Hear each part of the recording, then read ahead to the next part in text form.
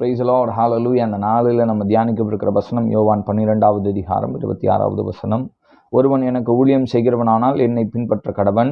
நான் எங்கே இருக்கிறேனோ அங்கே என் ஊழியக்காரனும் இருப்பான். ஒருவன் எனக்கு ஊழியம் செய்தால் அவனை பிதாவானவர் கனம் பண்ணுவார். பழைய ஏற்பாட்டில் தான் ஆசாரியர்கள் மட்டும்தான் ஊழியத்தை செய்ய முடியும்.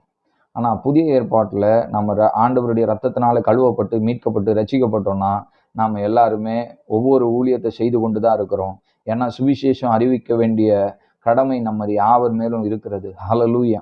அப்போ ஆண்டவர் சொல்றாரு, நீ எனக்கு ஊழியம் செய்யற அப்படின்னா என்னை பின்பற்ற கடவன் அப்படின்றார். அப்போ நீயா ஒரு ரூட்டு போடாத, சுவிசேஷத்திற்கு நீயா ஒரு ரூட்டு போட்டு சொல்லாத, என்னை அல்லாம வேற ஒரு சுவிசேஷம் இல்லை, அப்போ நான் எந்த வழியில போனோனோ அந்த வழியை நீ சொல்லி கொடு அப்படின்னு ஆண்டவர் சொல்றாரு. என்னை பின்பற்ற கடவன். நமக்கு ரோல் மாடல் யாருன்னா இயேசு கிறிஸ்து தான். எந்த ஒரு ஊழியக்காரனும் கிடையாது.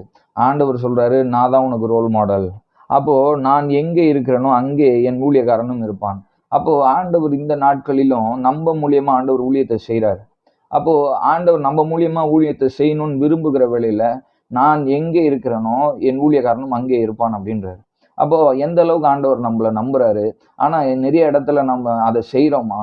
ஆண்டவர் சொல்றாரு, நான் எங்கே இருப்பேனோ அங்கதான் என் ஊழியக்காரன் இருப்பான் அப்படின்னு. ஆனா அநேக காரியங்கள்ல நம்ம ஆண்டவர் பிரியப்படாத இடத்துல நம்ம நின்றுட்டு இருக்கோம். அநேக பிரியமில்லாத காரியம், அநேக அருவருப்பான காரியங்களுக்கு முன்னாடி நம்ம நிக்கிறோம். ஆண்டவருடைய ரத்தத்தினால நம்ம கழுவப்பட்டு அநேக சூழ்நிலையில இடறி போகிற காரியங்கள் நம்மளுடைய வாழ்க்கையில ஏற்படுது. அது எல்லாருடைய வாழ்க்கையில வந்தாலும் ஆண்டவருடைய ரத்தத்தினால மீட்கப்பட்டோம். அந்த அன்பு நமக்குள்ள இருந்ததுன்னா ஆண்டவர் இந்த இடத்துல நிக்க மாட்டாரு, நம்ம ஏன் நின்றுட்டு இருப்போம்னு நம்ம யோசிப்போம்.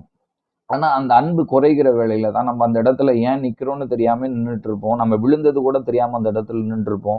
ஆனா வசனம் சொல்லுது, ஒருவன் எனக்கு ஊழியம் செய்தால் அவனை பிதாவானவர் கனம் பண்ணுவார்.